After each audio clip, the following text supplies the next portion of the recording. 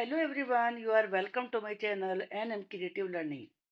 You know, new NCERT book has been introduced for class 8th. Today in this video we are going to discuss very short and multiple choice questions of chapter 1, that is natural resources and their use.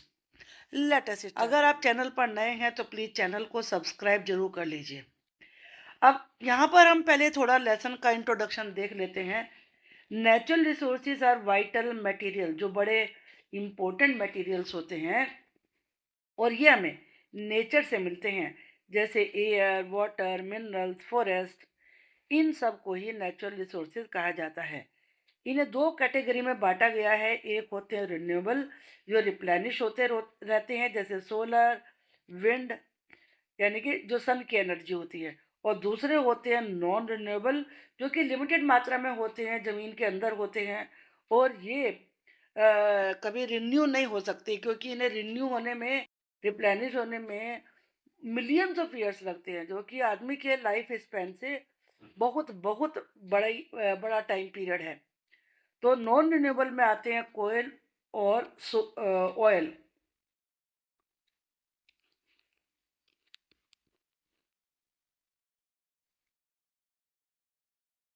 Non renewable resources में इस प्रकार से आते हैं coal and oil.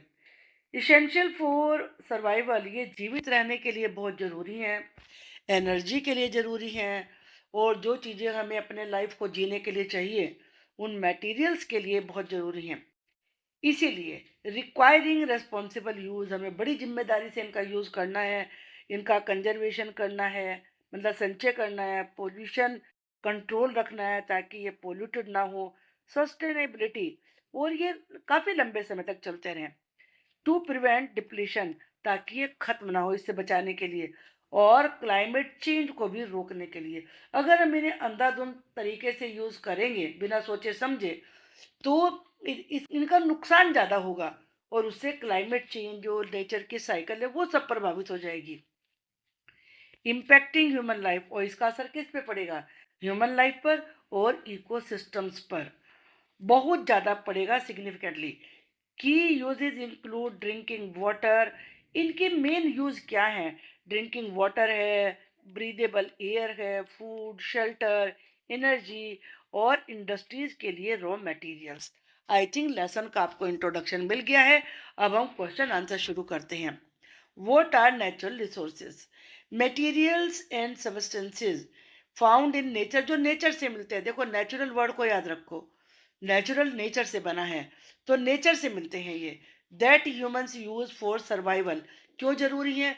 ये survival के लिए, economic gain के लिए, और टू सेटिस्फाई नीड्स, और जो हमारी ज़रूरतें हैं उन्हें पूरा करने के लिए, जैसे कि वाटर, एयर, फॉरेस्ट, मिनरल्स, और साथ में फॉसिल फ्यूल्स होते हैं।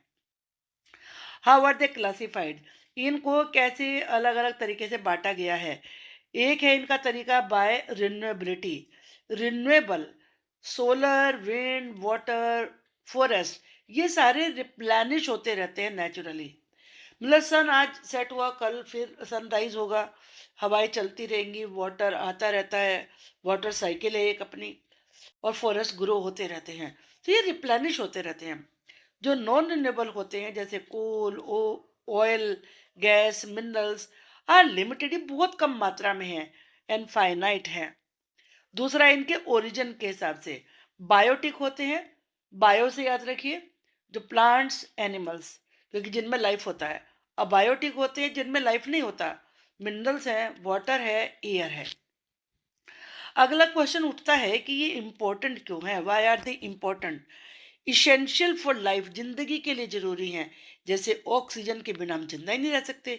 वाटर है इकोनॉमिक डेवलपमेंट के लिए, एनर्जी के लिए, मटेरियल्स बनाने के लिए, सपोर्टिंग इकोसिस्टम्स, जितने भी इकोसिस्टम है जो एक दूसरे पर इंटरडिपेंडेंट हैं, तो उनको भी ये सपोर्ट करते हैं। रेस्पॉन्सिबल यूज एंश्योर, अगर हम इन्हें जिम्मेदारी से यूज करें तो इससे ये सुनिश्चित हो सकता है कि फ्यूचर में ये अवेलेबल रहेंगे, एंड एनवायरमेंटल हेल्थ, और एनवायरमेंट की हेल्थ भी अच्छी रहेगी। What are their uses? इनके यूजेज क्या क्या हैं? सर्वाइवल जीवित रहने के लिए, ड्रिंकिंग वाटर, ब्रीदेबल एयर और फूड। फिर एनर्जी के लिए फ्यूल मिलता है हमें इनसे, ईंधन जैसे coal, oil, solar, wind energy for homes, transport के लिए और इंडस्ट्रीज के लिए। फिर materials, wood for shelter, shelter के लिए लकड़ी मिलती है, घर बनाने में यूज होती है। मेटल्स मिलते हैं जिनसे टूल्स बनते हैं। मिनरल्स फॉर कंस्ट्रक्शन, कंस्ट्रक्शन के लिए मिनरल्स मिलते हैं। अब है ecosystem services. Forest regulate climate, जो फॉरेस्ट होते हैं वो क्लाइमेट को रेगुलेट करते हैं। प्योरीफाई एयर और वाटर को प्योरीफाई करते हैं। बायोडाइवर्सिटी सपोर्ट्स पोलिनेशन, और बायोडाइवर्सिटी पोलिनेशन को सपोर्ट करती है। What are the impacts of human activities? Human activities का क्या प्रभाव पड़ता है इन पर? ओवर एक्सट्रैक्शन, जब फॉसिल फ्यूल्स को ज़्यादा मात्रा में निकालते हैं। पोल्यूशन, एयर, वाटर, सोयल, किसी प्रकार का पोल्यूशन हो। डिफोरेस्टेशन, फॉरेस्ट को क्लियर कर देना, पेड़ काट देना, वनों को साफ कर देना। एंड हैबिटेट डिस्ट्रक्शन, और रहने की जगह को नष्ट कर देना। इन सब से क्या होता है? लीड टू रिसोर्स डिप्लीशन, जो रिसोर्स है वो खत्म हो जाता है। बायोडाइवर्सिटी लॉस, बायोडाइवर्सिटी का नुकसान होता है। एंड क्लाइमेट चेंज, और क्लाइमेट चेंज होता है। How can we conserve them, हम इन्हें कैसे कंजर्व कर सकते हैं? बाय रिड्यूसिंग कंजम्पशन, उसका एक तरीका ये है कि हम कंजम्पशन कम करें। रीयूजिंग आइटम्स, जो हम आइटम्स रीयूज, दोबारा से यूज कर सकते हैं रिसाइकलिंग करके, तो उनको रीयूज करें। रीसाइकलिंग, यूजिंग रिन्यूएबल एनर्जी का यूज करें। प्रैक्टिसिंग सस्टेनेबल फार्मिंग को अपनाएं, जैसे क्रॉप रोटेशन। एक्चुअली होता क्या है क्रॉप रोटेशन में? बारी बारी से अलग अलग तरह की किस्म फसलें उगाई जाती हैं, जिससे एक ही प्रकार की कमी सॉइल में ना हो, तो वो सॉइल की हेल्थ के लिए अच्छा होता है। ऑर्गेनिक मेथड्स को अपनाएं, केमिकल्स को कम यूज करें, प्रोटेक्टिंग फॉरेस्ट की रक्षा करें, एंड मिनिमाइजिंग पोल्यूशन, और पोल्यूशन को कम किया जाए। Now next question, what are traditional practices for conservation? Conservation की ट्रेडिशनल प्रैक्टिसेस क्या क्या हैं? सैक्रेड ग्रूव्स होते हैं, मतलब पवित्र ऐसे वन होते हैं तो जिसमें कि फॉरेस्ट को प्रोटेक्ट किया जाता है। वर्शिपिंग रिवर्स, रिवर्स की पूजा होती है। ट्रीज की, जैसे गंगा नदी की पूजा होती है। पीपल, पेड़ की पूजा होती है। Rain water harvesting, rain water harvesting को अपनाएं, जैसे स्टेप वेल्स होते हैं कि जितना भी वाटर होता है वो वेल में इकट्ठा होता रहता है। Seasonal hunting, gathering rules, seasonal hunting करें और रूल्स मतलब सीजनल गैदरिंग करें, ये रूल्स अपनाए जाने चाहिए। शिफ्टिंग कल्टीवेशन, जिसे झूम कल्टीवेशन कहते हैं, टू लेट लैंड रिकवर, ताकि लैंड रिकवर हो जाए, उसमें जो एक प्रकार की कमी आ गई है वो दूसरी फसल के उगाने से, या उसे झूम कल्टीवेशन में थोड़े समय के लिए उसे छोड़ देने से उसकी वो हेल्थ सॉइल की दोबारा से रिकवर हो जाती है। What are 5 ecosystems functions that serve humans? वो 5 इकोसिस्टम फंक्शंस क्या हैं जो मनुष्यों की सेवा करते हैं?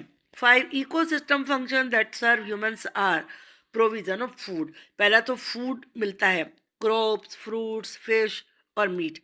दूसरा है supply of fresh water, fresh water की सप्लाई होती है रिवर से, लेक से और ग्राउंड वाटर से। फिर है रेगुलेशन ऑफ क्लाइमेट, क्लाइमेट सही रहती है, रेगुलेट होती है।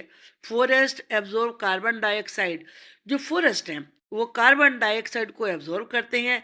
एंड कंट्रोल टेम्परेचर, और टेम्परेचर को कंट्रोल करते हैं, क्योंकि आप जानते हो जितने भी लिविंग ऑर्गेनिज्म हैं, एनिमल्स हैं, बर्ड्स हैं, सब कार्बन डाइऑक्साइड रिलीज करते हैं, जिससे कि ग्लोबल वार्मिंग होती है CO2 के बढ़ने से। Soil formation and fertility helps in agriculture, जब सॉयल की फर्टिलिटी बढ़ती है, उसकी हेल्थ अच्छी रहती है, तो एग्रीकल्चर में बड़ी हेल्प मिलती है, ज़्यादा प्रोडक्शन होता है। पोलिनेशन ऑफ क्रॉप्स, जो इंसेक्ट्स होते हैं जैसे बीज है, ये प्लांट को रिप्रोड्यूस करने में हेल्प करती है पोलिनेशन के द्वारा। These function are also called ecosystem services, इन्हें ही इकोसिस्टम सर्विसेज भी कहा जाता है। वोट आर रिसोर्सेज, रिसोर्सेज क्या होते हैं? रिसोर्सेज आर थिंग्स, रिसोर्सेज वो चीज़ें होती हैं that are useful to us, जो हमारे लिए उपयोगी हैं, एंड हैव वैल्यू, और उनकी वैल्यू हमारे लिए बहुत है।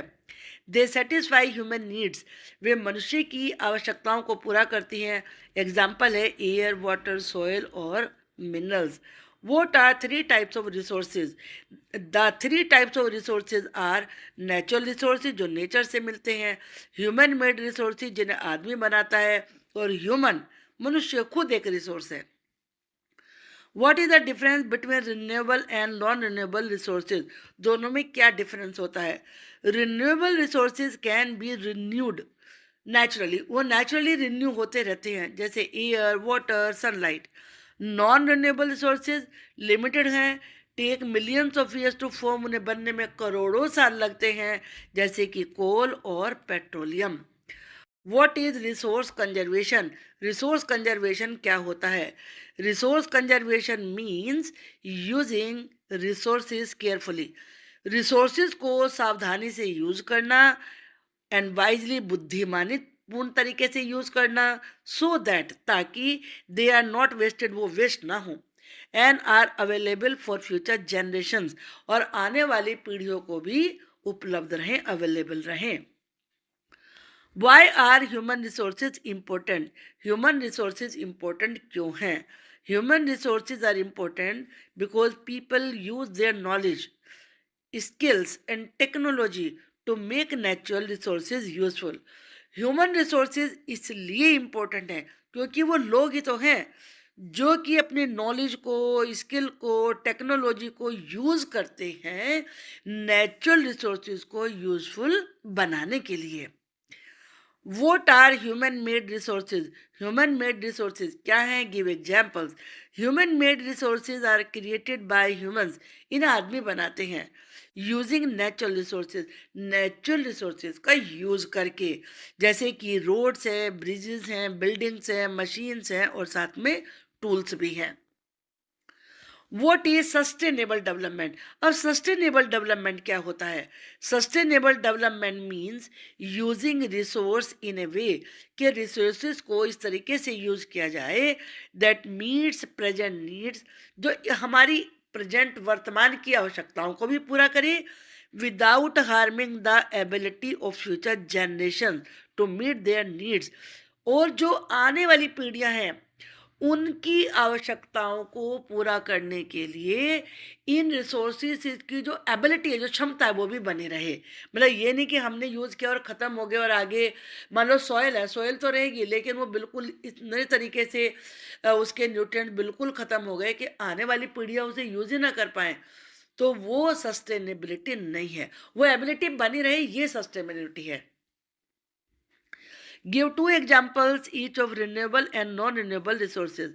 रिन्यूएबल रिसोर्सेज का एग्जाम्पल है वाटर और सनलाइट, नॉन रिन्यूएबल का है कोल और petroleum. Why is it important to conserve natural resources? Natural resources को कंजर्व करना क्यों जरूरी है? It is important to conserve natural resources to prevent their exhaustion, exhaustion का मतलब है खत्म हो जाना, वो ख़त्म ना हो, इससे रोकने के लिए, प्रोटेक्ट द एनवायरनमेंट, एनवायरनमेंट को बचाने के लिए, and ensure availability for future generation, और वो फ्यूचर जनरेशन के लिए अवेलेबल रहे, इस बात को श्योर करने के लिए नेचुरल रिसोर्सेज को कंजर्व करना जरूरी है। How does technology help in resource development? Technology resource development में कैसे हेल्प करती है? Technology help in discovering new resources, technology की हेल्प से नए रिसोर्सेज को ढूंढा जा सकता है, खोज की जा सकती है, यूजिंग देम एफिशिएंटली, और जो रिसोर्सेज हैं उन्हें अच्छे तरीके से यूज किया जा सकता है, एंड रिड्यूसिंग वेस्टेज, और नेचुरल रिसोर्सेज की वेस्टेज को रोका जा सकता है। How do natural resources help in economic development?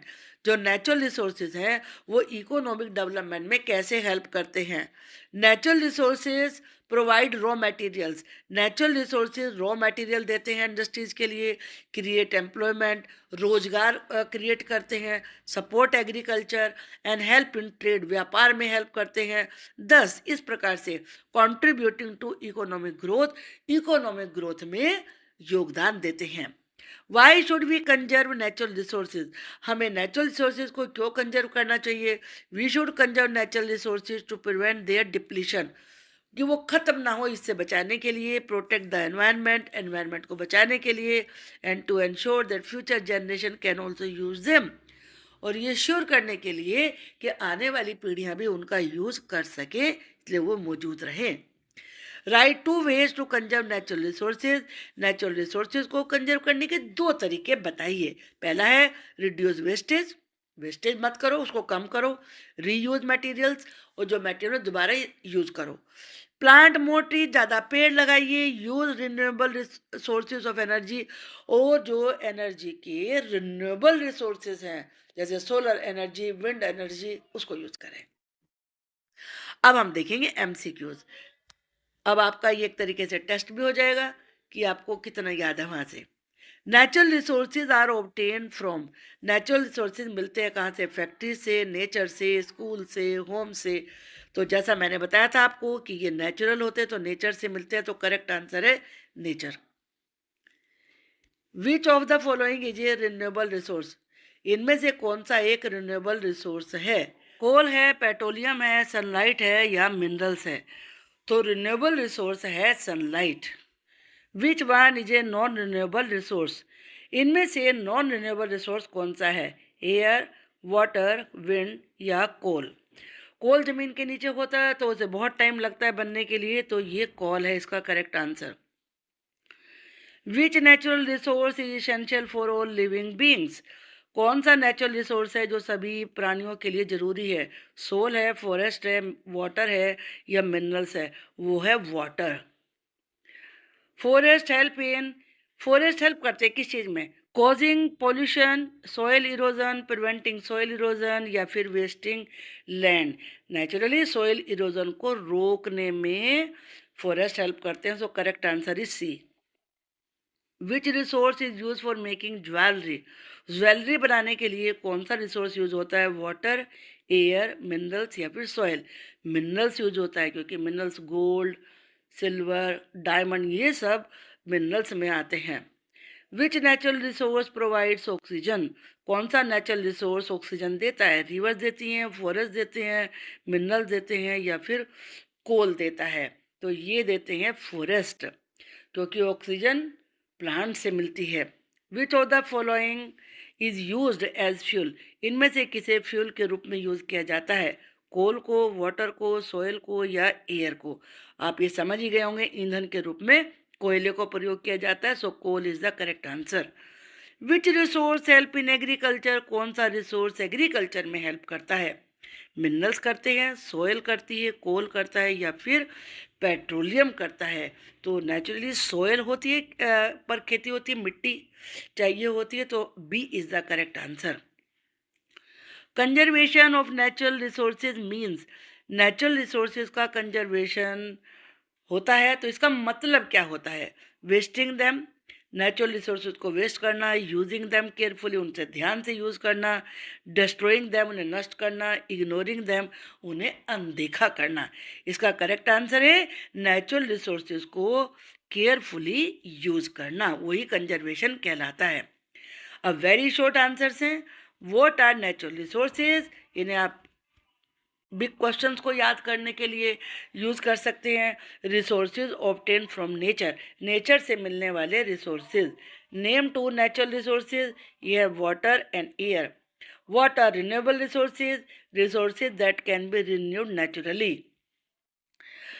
Give one example of a non renewable resource, non renewable है coal. Which source is essential for life, वो है water. Why do forest, what do forest provide us, forest हमें देते हैं oxygen और wood. Name one mineral resource, ये है iron. Which resource is use to generate electricity, ये resource है water. What resource help in agriculture, ये है soil. Why should natural resources be conserved, इन्हें कंजर्व किया जाना चाहिए फ्यूचर यूज के लिए। I hope the whole chapter is clear to you, और बहुत अच्छे से आपको समझ में भी आया होगा और याद भी हो गया होगा। अगर वीडियो अच्छी लगी है तो लाइक करने में संकोच मत करिए, जल्दी से कर दीजिए, और नए हो तो चैनल को सब्सक्राइब भी कर लीजिए। Thank you.